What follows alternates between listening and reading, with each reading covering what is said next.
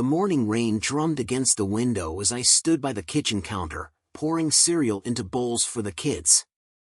The hum of the coffee maker filled the silence, and the smell of freshly brewed coffee was a weak comfort.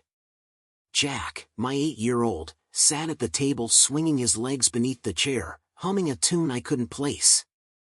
Lucy, at 6, was still rubbing sleep from her eyes, her face half buried in the sleeve of her unicorn pajamas. It was a routine morning, or it should have been. But my mind was already elsewhere. Sam had been gone for 3 days on another business trip, this time in Boston. 3 days of quick texts and short phone calls, her voice brisk, her tone distant. She was always busy, always apologizing for not being able to talk longer. Deadlines, she'd say. Clients. It was a familiar refrain. The phone rang, cutting through the quiet. Jack looked up from his cereal, milk dribbling down his chin. "Dad, the phone." "I got it," I said, grabbing the handset off the counter. The number was unfamiliar, the area code one I didn't recognize. My stomach tightened. Early morning calls rarely brought good news. "Hello?" "Elliot," Sam's voice crackled on the line, sounding breathless. "It's me." "Sam? Why are you calling from?" "Listen, I need you to cancel our credit cards," she interrupted, her words spilling out in a rush. "My purse was stolen last night." She exhaled sharply. "I should have called earlier, but I've been dealing with the hotel staff and, just, please, handle it." Her purse. Stolen. My grip on the phone tightened. "Wait. Slow down. What happened?" "I was in the lobby," she said, her voice tight. "I went to grab a newspaper, left my purse on the counter for 2 seconds, and when I turned back, it was gone. The cashier didn't see anything. I already reported it to the hotel, but they're not hopeful. Just cancel the cards, okay? Are you all right?" "I'm fine," she said, but there was an edge to her voice, like she was balancing on the precipice of frustration.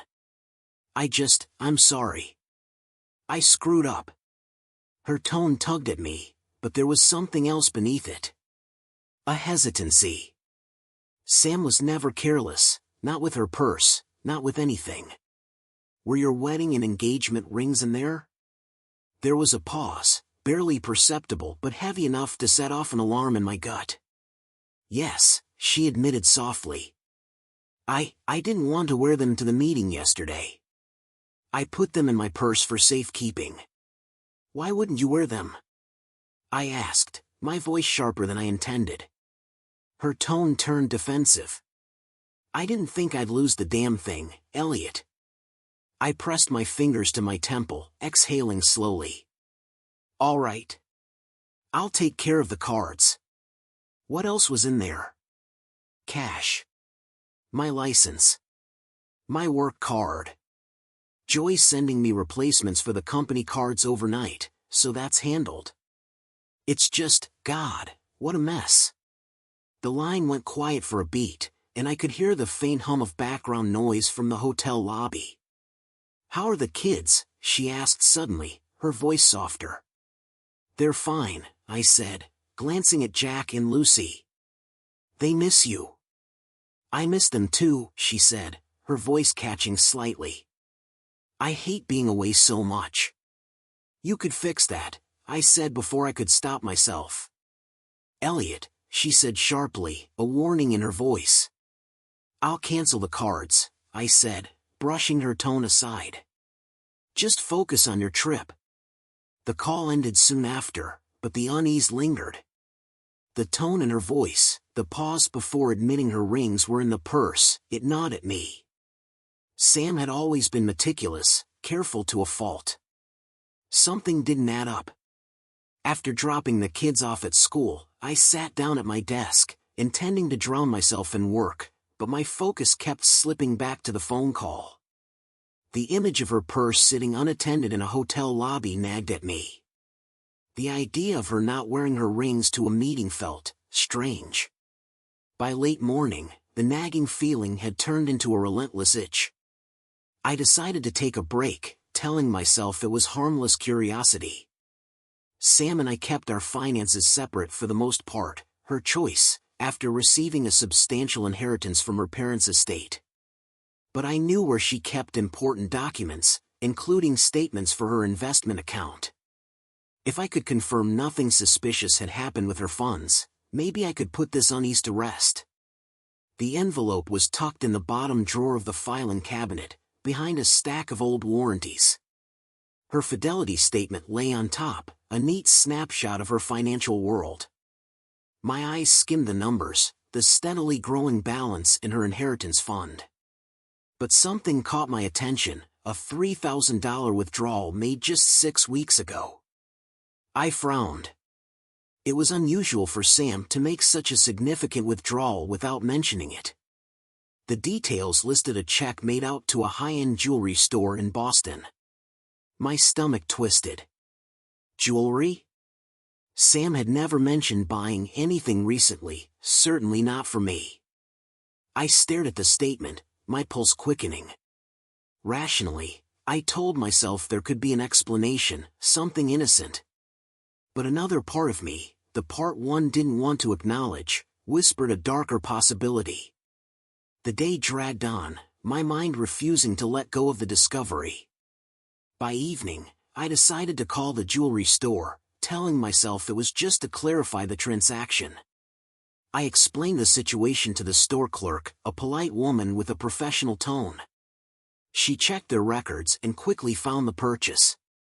"Yes, I remember this transaction," she said. The customer mentioned her wedding and engagement rings had been stolen and wanted to replace them. We had to custom order a near-identical set. I gripped the phone so tightly it hurt. "She said they were stolen?" "That's correct," the clerk replied, oblivious to the storm her words unleashed in me. She was visibly upset. "Is there a problem with the replacement?" "No," I said quickly, forcing my voice to stay calm. "Thank you for your help." When I hung up, the house was silent. The kids were asleep, the hum of the refrigerator the only sound breaking the stillness. My mind churned with questions. Why hadn't Sam mentioned replacing the rings? Why lie about losing them? And why wasn't I on the list of people she trusted to tell? The unease that had started that morning had grown into a shadow, creeping into every corner of my thoughts. I stared at the phone, feeling the weight of something I couldn't yet name pressing down on my chest. The next morning started like any other, but the air in the house felt heavier, denser, like the walls had absorbed my unease and were slowly exhaling it back at me.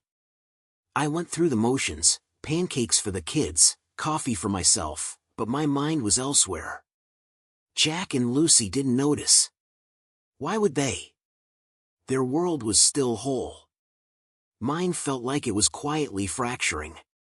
After dropping them at school, I drove to a nearby diner instead of heading home. The familiarity of the place, the squeak of worn vinyl booths, the faint smell of grease that clung to the air, offered a temporary balm. I ordered black coffee and sat by the window, staring out at the gray drizzle of a New England morning. But the warmth of the mug did little to steady my thoughts. Sam's voice from the previous day echoed in my head, brittle and sharp. The pause before her admission about the rings was like a splinter I couldn't pull out. Then there was the check to the jewelry store. A $3,000 purchase. Replacement rings for a theft she'd never mentioned. She had lied to me. It wasn't an assumption anymore, it was a fact. And the weight of that fact settled into my chest like lead. The coffee didn't help. Neither did sitting there in that diner, surrounded by the distant chatter of strangers who had no idea their lives were mundane and uncomplicated. I left a few crumpled bills on the table and drove back home, the car heater blasting in an attempt to cut through the damp chill of the day. When I got there, the house felt empty in a way it hadn't before. The kind of emptiness that hums in the background when something fundamental is wrong. I headed to Sam's closet, an action that felt invasive and wrong but also necessary. Her suitcase was still packed from the trip she'd returned from 2 weeks ago, neatly zipped and sitting on the floor. Sam had a habit of procrastinating when it came to unpacking, and for once, I was grateful. I unzipped it carefully, half expecting some voice in my head to scream at me to stop, but there was only silence. Her clothes were folded neatly, and I worked through them with methodical precision, trying not to disturb anything too much. It wasn't until I reached the bottom that I found it, a black leather travel case. Inside were the usual suspects: makeup, travel-sized toiletries, and a small bottle of her favorite perfume. But it was the other item that caught my attention. A box of condoms. Open. 3 missing. I stared at the box for what felt like an eternity, the air around me freezing solid. My chest felt tight, like a vice was clamping down, crushing me from the inside out. She hadn't packed that for me. She hadn't needed them for me in years, not since I'd had a vasectomy after Lucy was born. My fingers trembled as I set the case down, my mind a swirling storm of denial and rage. There was no explanation that didn't point to what I feared most. A buzzing sound snapped me out of my daze. Her laptop, which she often left on the kitchen counter, had received a notification. The email preview flashed briefly before the screen dimmed again, but it was enough. It was from a name I didn't recognize: Eric Blackwell. Can't wait to see you next week. Counting down the days. I stared at the screen, my pulse pounding in my ears. Next week. Another trip. Another lie. It was all unraveling. The picture-perfect life we'd built, the house with its white picket fence, the 2 kids, the stable routine, it was a goddamn mirage. I wasn't sure whether to scream, cry, or punch something, so I did none of those. Instead, I sat down at the kitchen table, staring blankly at the laptop as though it might offer an explanation, an escape, anything. When the anger finally broke through, it came fast and hot, a tidal wave that crashed over me. I grabbed my phone and scrolled to the number of a private investigator I'd looked up the night before. His name was Mike Archer, and he came highly recommended. I hesitated for a moment, my thumb hovering over the call button. But there was no turning back now. The phone rang twice before a gravelly voice answered. Archer Investigations. This is Mike. I swallowed hard. Mike, this is Elliot Parker. I need your help. By the time Mike and I met later that afternoon, the storm inside me had settled into something colder, sharper. We sat in the corner booth of a diner, the same one I'd been at that morning, though the warmth of it felt distant now. Mike was in his mid-50s, with gray stubble and a weathered face that looked like it had seen more than its share of broken people. What's the situation? He asked, his voice direct but not unkind. My wife, I said, the words tasting bitter on my tongue. I think she's seeing someone. He nodded, like he'd heard this story 1,000 times before. You want confirmation? I hesitated. I want the truth. Whatever that is. Mike pulled out a notepad and pen. Give me the basics. Her schedule, her next trip, any details you can think of. I told him everything, about her business trips, the missing rings, the email from Eric Blackwell. Every word felt like a betrayal of the woman I'd once thought I knew. But I kept going because I couldn't stop. I needed to know. Mike listened without interruption, his pen scratching across the notepad. When I finished, he looked up, his eyes steady. I'll take care of it. As I left the diner, a strange sense of calm settled over me. It wasn't peace, exactly, but it was something close to control. For the first time in days, I felt like I had a grip on the chaos. But deep down, I knew the calm wouldn't last. Whatever Mike found, whatever truth came out of this, it was going to shatter me. The only question was how badly. The days after I hired Mike Archer passed in slow, agonizing increments. Every hour felt like a lifetime. Sam carried on as usual, texting about work, FaceTiming the kids before bed, and occasionally slipping in an "I miss you" that felt more like an obligation than a confession.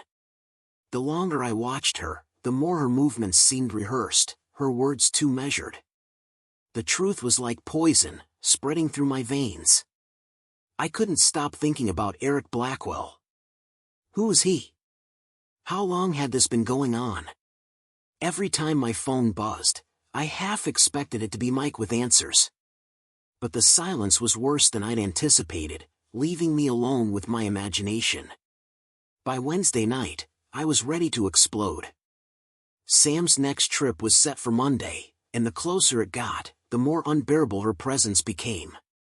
She moved around the house like a phantom, breezing past me with practiced ease. I watched her smile at the kids and laugh at their jokes, but every moment felt like a lie.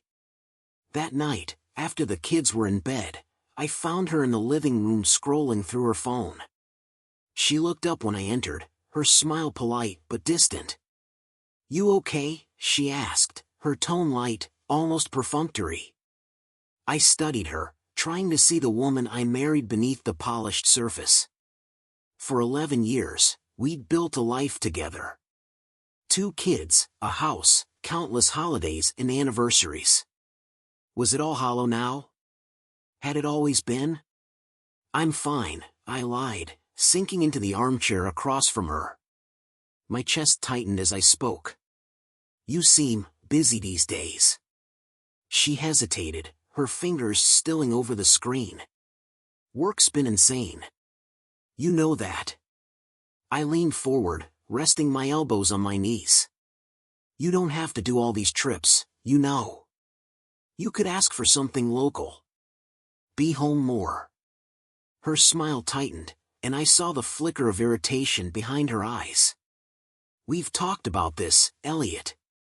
My job requires travel. It's not like I'm jetting off for fun." I bit back the urge to laugh bitterly.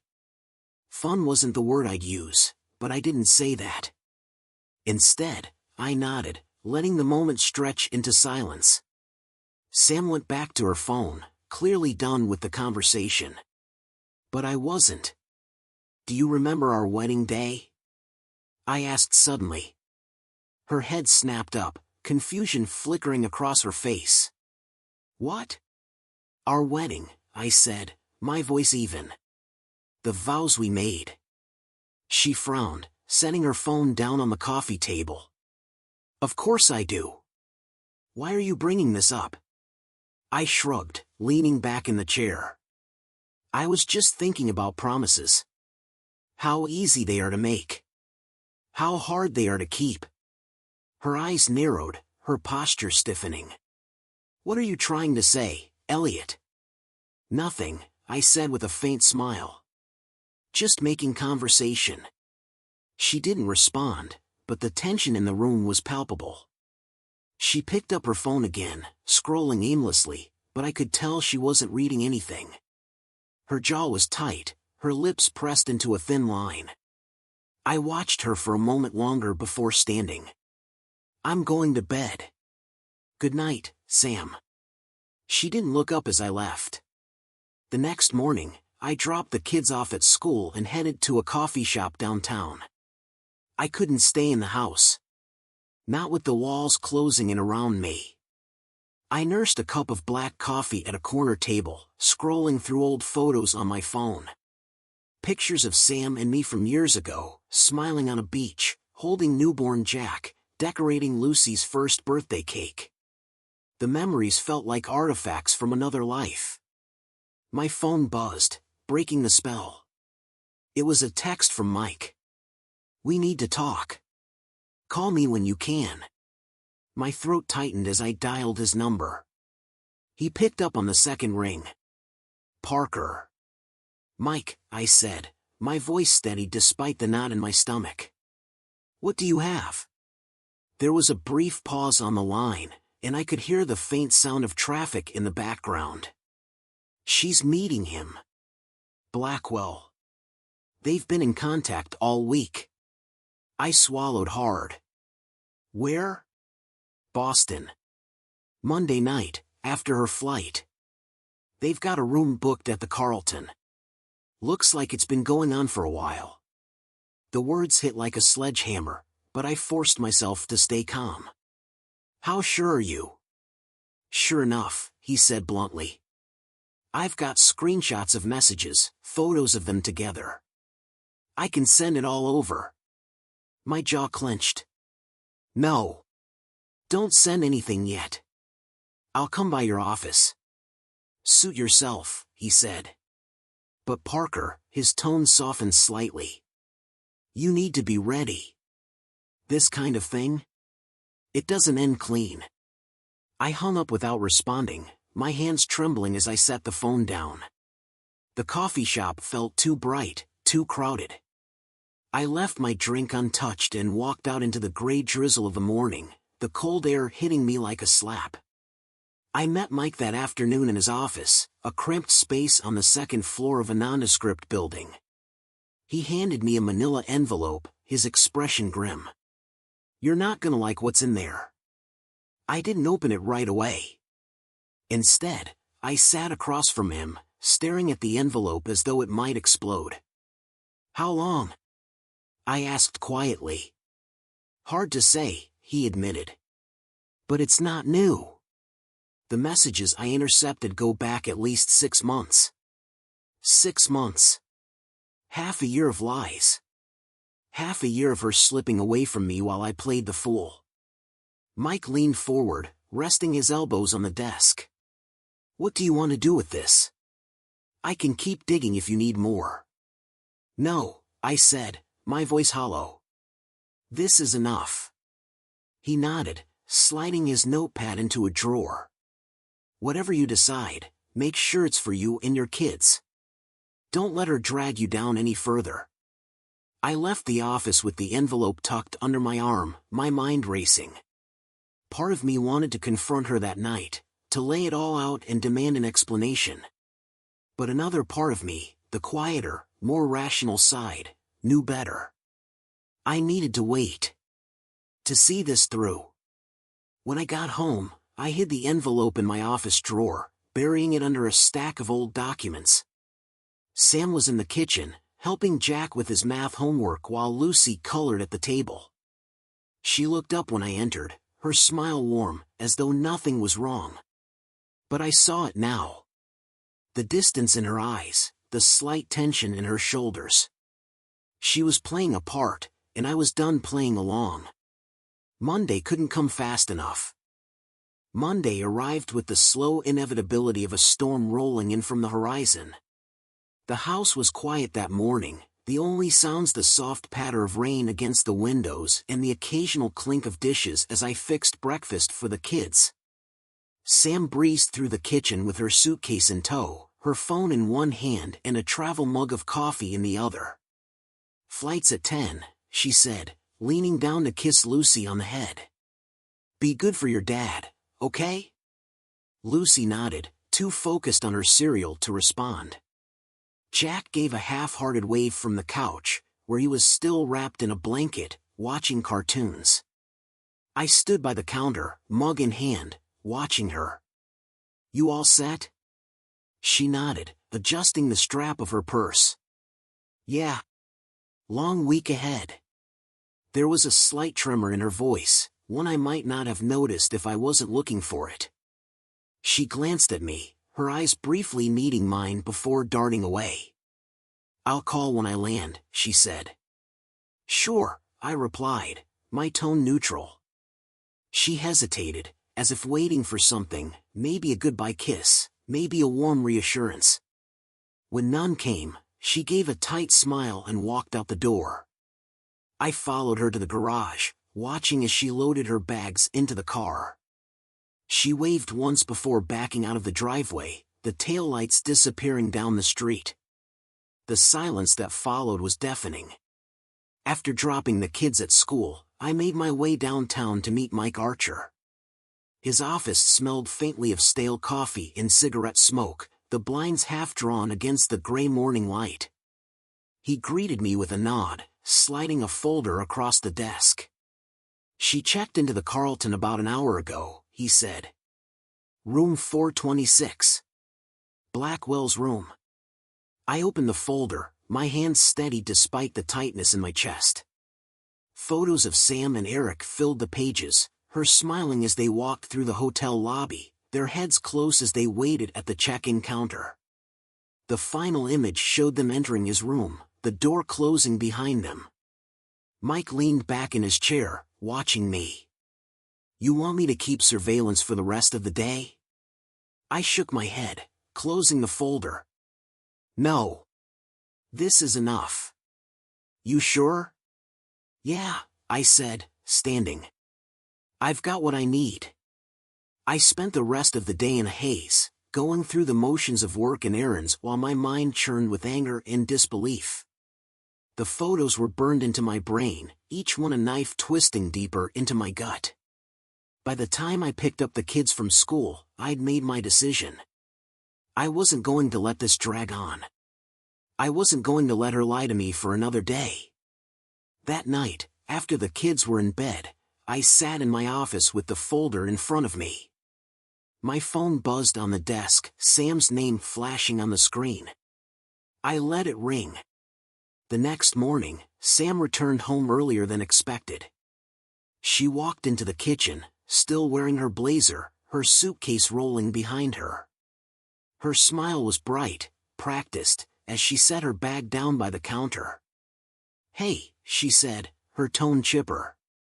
"Meeting got canceled. Figured I'd surprise you." I stood by the stove, a skillet of scrambled eggs cooling on the burner. "That's unexpected."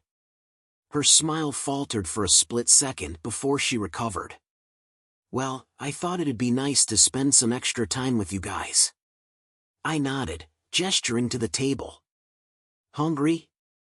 There's food." She shook her head, unbuttoning her blazer. "I grabbed something at the airport."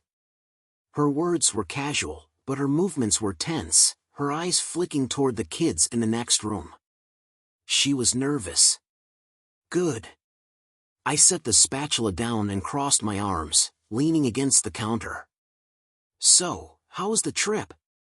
"It was fine," she said, her back to me as she hung her coat on the chair. "Productive." "Didn't seem like work," I said, my voice calm but sharp.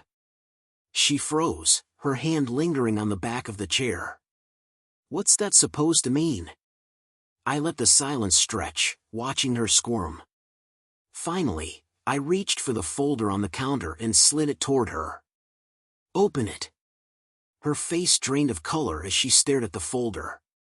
"Elliot, what is this?" "Go ahead," I said. "Take a look." Her hands trembled as she flipped it open, her eyes scanning the photos. With each image, her expression shifted, from confusion to shock to thinly veiled panic. She closed the folder abruptly, her breath hitching. "This isn't," she started, her voice breaking. "It's not what it looks like." I laughed, bitter and cold. "Not what it looks like? Are you kidding me? You've been lying to me for months, Sam. How long did you think you could keep this up?" Her eyes filled with tears, but I didn't care. "Not this time."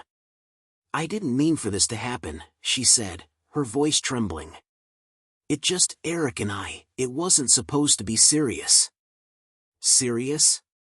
I snapped, my voice rising. "You think that's the problem? That it was serious? You destroyed our marriage, Sam. You tore this family apart for what? Some thrill?" Tears streaked her face now, but she didn't move, didn't try to deny it further. "I'm sorry," she whispered. I didn't know how to stop. I stared at her, the weight of her words pressing down on me. "You didn't want to stop." The kids' laughter echoed faintly from the living room, a stark contrast to the tension choking the air between us. I lowered my voice, keeping it even. "Here's what's going to happen. You're going to pack a bag and leave. I'll explain it to the kids later, but you're not staying here." Her eyes widened, panic flashing across her face. "Elliot, please. Don't do this. We can fix this." "No," I said, cutting her off. "We can't." She opened her mouth to argue, but the look in my eyes must have stopped her. She nodded slowly, tears still streaming down her face. "I'll go," she whispered. "But Elliot, I love you." I didn't respond. I couldn't. I turned and walked out of the kitchen, the sound of her quiet sobs following me down the hall. The front door closed behind her with a hollow thud. I stood at the window, watching her car pull out of the driveway and disappear down the street. The rain had stopped, but the clouds hung low, casting a dull gray light over the house. The silence inside was suffocating. The kids were still in the living room, blissfully unaware of what had just transpired. Jack was sprawled out on the floor, his Lego pieces scattered in organized chaos, while Lucy sat on the couch with a picture book in her lap, humming a tune to herself. For a brief moment, I envied their innocence. To them, the world still made sense.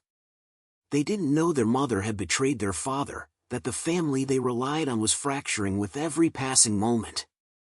But they would. And soon. I spent the rest of the afternoon cleaning. It wasn't about tidying the house, it was about giving my hands something to do, anything to keep me from spiraling. I scrubbed the kitchen counters until my knuckles ached, vacuumed every room, and even reorganized the pantry, aligning the cans like I was preparing for an inspection. But no matter how much I tried to distract myself, my thoughts kept circling back to Sam. Her words haunted me. I didn't know how to stop. The audacity of it. The selfishness. She didn't know how to stop, but she knew how to lie. She knew how to kiss our kids goodnight and call me to say she loved me, all while meeting Eric Blackwell in hotel rooms. The rage came in waves, threatening to drown me. By evening, I felt raw, my nerves stretched thin. The kids needed dinner, and I forced myself to pull it together long enough to make grilled cheese and tomato soup. They ate happily, oblivious to my mood, chatting about their day at school. Lucy spilled her juice halfway through the meal, and when I jumped to clean it, she looked up at me with wide eyes. "Daddy, are you okay?" I froze, the sponge dripping onto the floor. For a second, I didn't know how to answer her. Finally, I crouched down and wiped up the mess, keeping my voice steady. "I'm fine, sweetheart. Just a little tired." She didn't seem convinced, but she didn't press. Jack, ever the oblivious one, had already moved on, telling a story about his science project. After dinner, once they were tucked into bed, I finally allowed myself to sit down and breathe. The quiet of the house was different now, no longer comforting but oppressive. Sam's absence was palpable, a void that pressed against my chest. For years, I'd shared this space with her, filled it with laughter, arguments, love, and routine. Now, it felt like a mausoleum. I poured myself a glass of whiskey, the amber liquid catching the dim light of the kitchen. The first sip burned, but the warmth that followed was a small mercy. I sat at the table, the weight of everything pressing down on me. What now? Divorce was inevitable. I'd already contacted a lawyer earlier in the day, setting the wheels in motion. The paperwork would take time, but the decision had been made. There was no saving this. Trust was like a glass once shattered, no amount of glue could make it whole again. The question wasn't if but how. How to protect the kids, how to manage the fallout, how to keep myself together when everything felt like it was crumbling. The next day, I made arrangements. I called my lawyer again, going over the details. Custody was my priority. The kids needed stability, and Sam's choices had already proven she couldn't provide that. My lawyer assured me I had a strong case, especially since I was their primary caregiver. By the afternoon, I was sitting in the same diner where I'd met Mike Archer. This time, I wasn't there for answers, I was there for clarity. I needed to plan, to figure out how to handle the mess Sam had left behind. Mike showed up unannounced, sliding into the booth across from me. His expression was unreadable, but his presence wasn't unwelcome. "You look like hell," he said, flagging down the waitress for coffee. "Feel like it," I admitted, taking a sip of my own lukewarm brew. He leaned back, studying me. "So, what's the next move?" "Divorce," I said flatly. "I'm filing this week." He nodded, stirring sugar into his coffee. "Good. She doesn't deserve a second chance." The words hit harder than I expected. Part of me wanted to argue, to defend her, to say that she was still the mother of my children. But another part, the part that had seen those photos, heard her lies, knew he was right. "What about the kids?" he asked. "I'll get custody," I said, though the conviction in my voice wavered. "She can't keep doing this and expect to stay in their lives the way she has." Mike nodded again, his expression softening slightly. "You're doing the right thing, Parker. It'll be messy, but you'll come out the other side." I hoped he was right. That evening, Sam called. Her number flashed on my phone screen, and for a moment, I considered letting it go to voicemail. But then I thought of the kids and answered. "Elliot," she said, her voice strained. "Can we talk?" "We already did," I said, keeping my tone even. "Not like that," she said quickly. "I mean, about the kids. About us."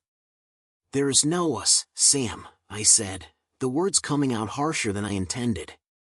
"You made sure of that." There was a long pause on the line. When she spoke again, her voice was quieter. "I'm sorry. I know I messed up. But I don't want to lose them. Please, don't take the kids from me." The plea in her voice made my stomach twist. As much as I hated her for what she'd done, I couldn't deny she loved Jack and Lucy. But love wasn't enough. Not anymore. "You should have thought about that before," I said coldly. "You don't get to make this about you now." "Elliot." "I'll see you in court," I said, cutting her off before hanging up. The days that followed were a blur of paperwork and legal meetings. Each step felt like a step further away from the life I'd known, the life I thought we'd built together. Sam's betrayal wasn't just an affair, it was a demolition of everything I'd believed in. But in the quiet moments, when the kids were asleep and the house was still, I felt the weight of grief. Not for Sam, but for the life we'd had, the mornings spent laughing over coffee, the nights curled up on the couch. I grieved for the man I'd been before I knew the truth. That man was gone now, replaced by someone harder, angrier. Someone who wasn't sure if he'd ever be able to trust again. The house felt hollow in Sam's absence, like the walls had absorbed the tension of the last few days and were now holding their breath, waiting for something to break. Jack and Lucy started asking questions, small, innocent ones at first, but with each passing day, their curiosity grew heavier, more pointed. "Is Mom coming home soon?" Lucy asked one evening as I tucked her into bed. Her big brown eyes searched mine, so full of trust it made my chest ache. "Not tonight, sweetheart," I said softly, brushing her hair back from her face. "Mom's staying somewhere else for a little while." She frowned, her small hands clutching the edges of her blanket. "Why?" I hesitated, the truth too sharp for her young mind. "Sometimes grown-ups need some space to figure things out," I said finally. It felt inadequate, but what else could I say? "Is she mad at us?" Lucy whispered. "No," I said quickly, leaning down to kiss her forehead. "She loves you and Jack more than anything. Never forget that." She nodded, but the crease in her brow didn't disappear as she turned onto her side. I stayed there a moment longer, watching her breathe, before turning out the light and closing the door. Jack cornered me the next morning. At 8, he had a sharpness about him that made him seem older than his years, a quiet observance that was impossible to escape. "Why isn't Mom here?" he asked bluntly as I packed his lunch for school. I kept my hands busy, folding the bag of chips closed and sealing it with a clip. "She's staying somewhere else right now." "Why?" The directness of his question hit me like a punch. I turned to face him, crouching so we were at eye level. "Your mom and we're figuring some things out, buddy. Grown-up things." His jaw tightened, and for a moment, I thought he might cry, but instead, he crossed his arms over his chest. "Are you getting divorced?" The word landed like a grenade, the echo of it reverberating in the quiet kitchen. "Jack?" "Just tell me," he said, his voice cracking. "I can handle it." I let out a slow breath, my heart breaking at the look on his face. "We don't know yet," I said honestly. "But no matter what happens, your mom and I love you and Lucy more than anything. That will never change." He didn't respond, just nodded stiffly and grabbed his backpack. He walked out the door without another word. That night, I sat at the kitchen table long after the kids were asleep, staring at the custody papers my lawyer had emailed earlier. The language was clinical, devoid of emotion, reducing our family to a series of legal terms and visitation schedules. My lawyer had assured me the courts would favor my position as the primary caregiver, especially given Sam's repeated absences and questionable judgment. But the victory felt hollow. I was fighting for my kids, yes. But I was also fighting against someone I'd once trusted with my life. The weight of that realization made the air in the room feel stifling. The folder Mike Archer had given me sat on the table, its contents still burned into my memory. I hadn't looked at it since that day in his office, but I couldn't bring myself to throw it away. It was evidence, after all, proof of what Sam had done, of who she'd become. My phone buzzed on the counter, breaking the stillness. Her name flashed on the screen. I didn't want to answer. Every conversation with her felt like a balancing act on a razor's edge, but ignoring her wouldn't solve anything. I picked up, my voice flat. "What do you want?" "Elliot," she said, her tone wavering. "I need to see the kids." The request hung in the air, heavy and inevitable. "That's not a good idea." "Please," she said, her voice cracking. "I know I screwed up. But they're my kids too. I can't just not see them." Her desperation cut through me, but I forced myself to stay firm. "I need time to figure this out," I said. "To figure out what's best for them." "They need their mother," she said, a hint of anger creeping into her voice. "You can't just shut me out. You shut yourself out the moment you decided to lie to me." "To them," I said, my grip tightening on the phone. "You don't get to play the victim now." Her silence on the other end was deafening. When she finally spoke, her voice was barely above a whisper. "I'm not trying to play the victim. I miss them." For a moment, the old Sam broke through, vulnerable, raw, the woman I'd fallen in love with so many years ago. But then I remembered the photos, the emails, the lies. The anger returned, hot and sharp.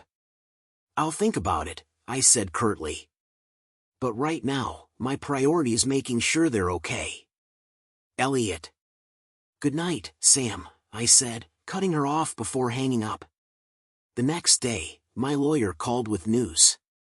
The initial divorce filing had been processed, and we were moving into the next phase.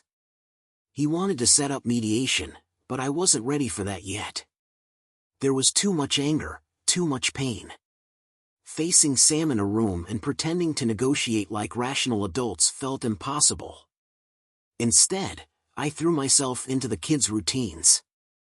I took them to school, helped with homework, cooked their favorite meals. But no matter how hard I tried to shield them from the truth, the cracks were starting to show. One evening, as we sat on the couch watching a movie, Lucy curled up beside me and whispered, "I miss Mommy." My throat tightened, but I didn't let the emotion show. "I know, sweetheart," I said, stroking her hair. "She misses you too." "When can we see her?" she asked, her voice small. "Soon," I promised, though the word felt like a betrayal. "I just need to make sure everything's okay first." She nodded against my chest, her trust in me unwavering. It was both a comfort and a crushing weight. That night, I lay awake in bed, staring at the ceiling. The house was silent, but my mind was loud, replaying every moment of the last few weeks in excruciating detail. The betrayal, the lies, the kids' questions, it all felt like too much. But I couldn't break. Not now. Not with Jack and Lucy depending on me. I closed my eyes and took a deep breath, letting the darkness swallow me. Tomorrow would bring another fight, another step toward unraveling the life we'd built. But I would face it, for them. I had to. Days passed like a slow, grinding wheel, each one dragging me closer to a confrontation I wasn't ready for. The kids kept asking about Sam, and every time they did, I felt the weight of my lies pressing down harder. The truth wasn't something I could give them, not yet, but the more I held back, the more I could see the strain it was putting on Jack. He wasn't sleeping well, his teachers had called to mention he seemed distracted, even angry. I tried to shield them, to create some semblance of normalcy, but the cracks in our carefully constructed life were widening. They needed answers, and I was running out of ways to avoid giving them. Friday evening came, and with it, another call from Sam. I hesitated, my thumb hovering over the decline button before I finally answered. "What do you want, Sam?" My tone was sharper than I intended, but I didn't care. "Elliot, we need to talk," she said, her voice strained. "Face to face. Not over the phone, not through lawyers. Just us." "There's nothing to talk about," I said. "The papers are filed. This is happening." "Elliot, please," she pleaded. "You can hate me all you want, but don't shut me out of their lives. They're my kids too." Her voice cracked on the last word, and for a brief moment, I felt the faint tug of sympathy. But it wasn't enough to erase what she'd done. "I'll think about it," I said coldly. "But this isn't about you, Sam. It's about them." Before she could respond, I hung up, tossing the phone onto the counter. My reflection in the kitchen window stared back at me, hollow-eyed and worn down. I was tired of the anger, the guilt, the constant questioning. But there was no end in sight. The next day, I took Jack and Lucy to the park. It was one of those crisp autumn afternoons, the kind where the air smelled like leaves and the sun peeked through the clouds just enough to remind you it was still there. Jack ran ahead to the playground while Lucy held my hand, skipping along the path.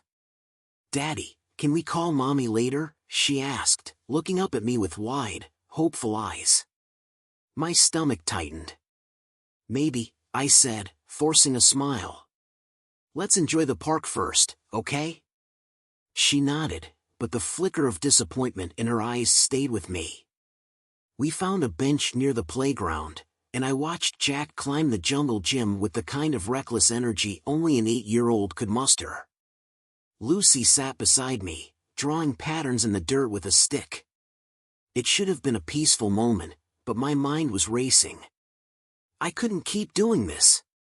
The kids needed stability, and they needed their mother, no matter how much I wanted to hate her. But how could I let her back into their lives when she destroyed so much of mine? That night, after the kids were asleep, I called her. "Elliot," she answered, her voice cautious. "They miss you," I said bluntly. "Lucy asks about you every day. Jack, he doesn't say much, but I can tell it's eating at him." There was a pause on the line, and I could hear her breathing, shaky and uneven. "I miss them too," she said softly. More than you know. I swallowed the lump in my throat. I'm not doing this for you. They deserve better than this. If you want to see them, we can arrange something.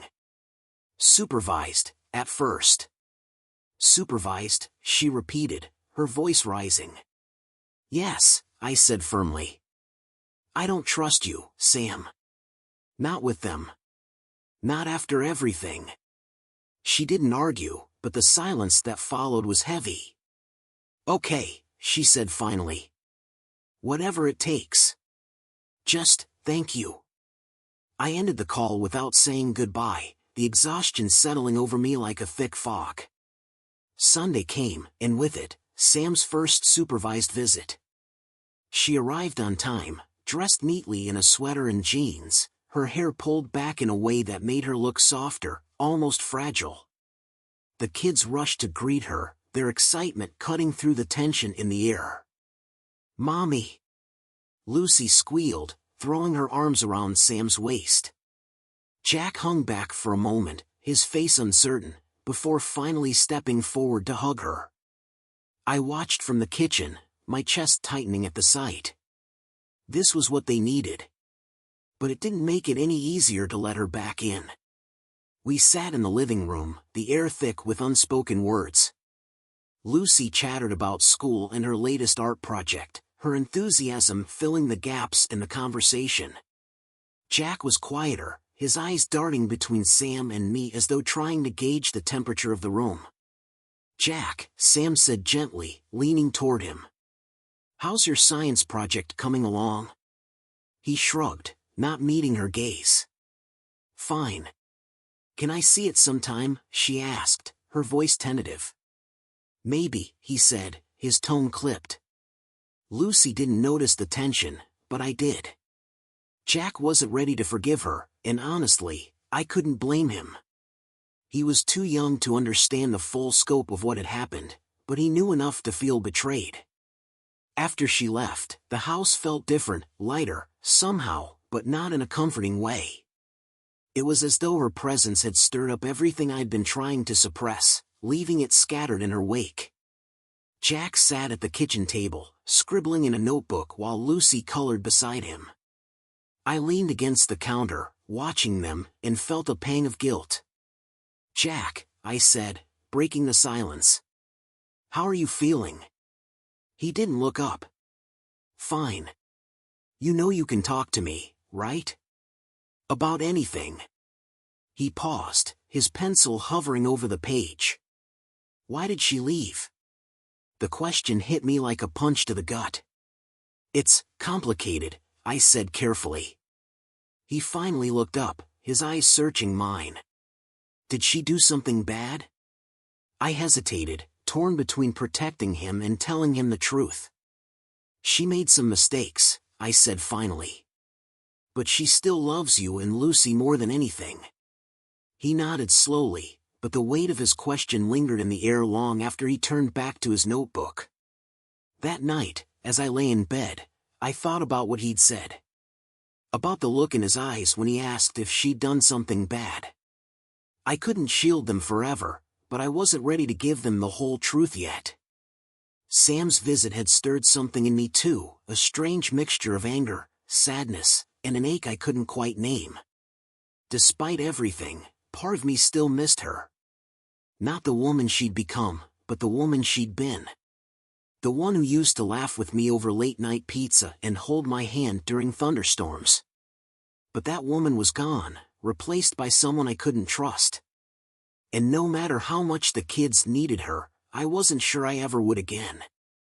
The days following Sam's visit felt like walking on eggshells. Jack was quieter than usual, his brow constantly furrowed as if he were trying to solve a puzzle too big for his 8-year-old mind. Lucy, ever the optimist, seemed happier, drawing pictures of our family that now included Sam again. But even her sunny disposition couldn't erase the weight that hung over the house. I busied myself with routines, school drop-offs, work deadlines, and weekend outings, but the cracks were widening. I could see it in the way Jack hesitated before asking questions, the way Lucy's drawings always showed Sam with a bigger smile than the rest of us.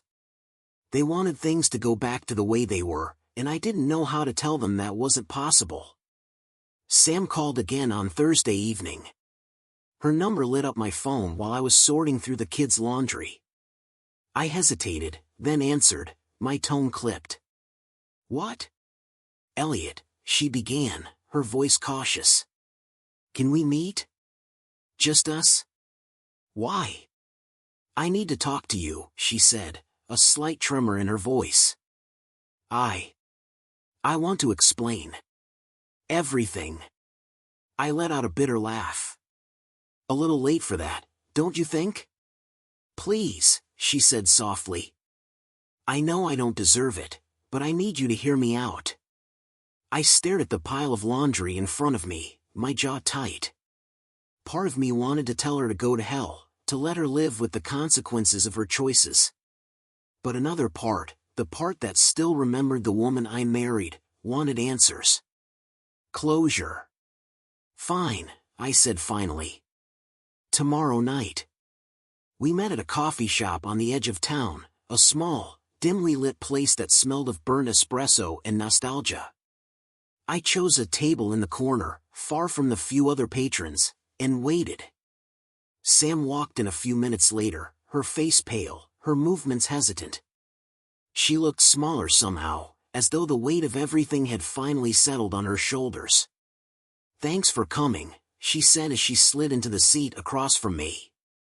I didn't respond, just leaned back in my chair and crossed my arms. "You wanted to talk. So talk." She flinched at my tone but nodded. For a moment, she stared at the table, her hands twisting nervously in her lap. When she finally looked up, her eyes were glassy, her voice trembling. "I'm sorry," she said. "For everything. I know that doesn't fix anything, but I need you to know how much I regret what I did." I stayed silent, letting her words hang in the air. "It started months ago," she continued, her voice cracking. "At first, it was just messages. Eric and I worked on a project together, and it felt harmless. But then it wasn't.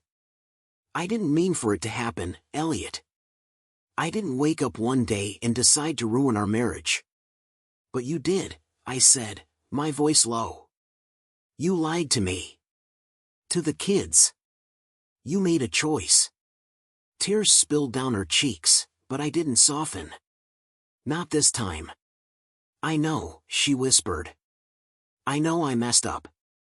I was selfish, and I hurt you. I hurt them. And I'll never forgive myself for that." I wanted to believe her, to let her words chip away at the wall I'd built around my heart. But I couldn't forget the images Mike had shown me, the nights I'd spent staring at the ceiling, wondering how she could betray us so easily. "Why?"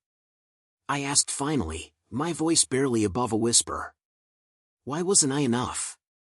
Her breath hitched, and she wiped at her eyes with trembling hands. "It wasn't about you," she said. "It was about me." I felt invisible. Like I was drowning in work and motherhood and being a wife. And Eric, he made me feel seen. The words hit like a punch to the gut, but I didn't flinch. "So you destroyed everything because you needed attention?" "It wasn't just that," she said quickly. "I wasn't thinking straight. I know it's no excuse, but—" "There's no excuse," I snapped, my anger bubbling to the surface.